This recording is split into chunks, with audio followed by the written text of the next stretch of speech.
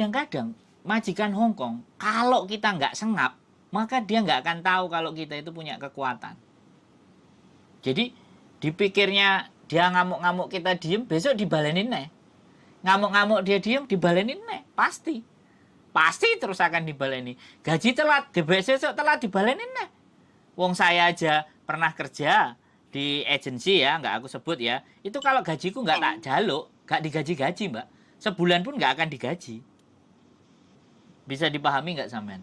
Itulah kelakuan orang Hong Kong. Giliran terima duit seneng, giliran ngetokno duit mikir. Itu nggak orang Hong Kong sih, semua manusia aku rasa begitu deh. Giliran. Jadi sekarang sampean nggak usah pusingkan itu semua. Sampean bener disalahno, sampean salah dibenerno, bener salah tetap salah, salah bener ya panggah salah. Sesekali jajal. Sampean bilang kayak gini, ojo ngomong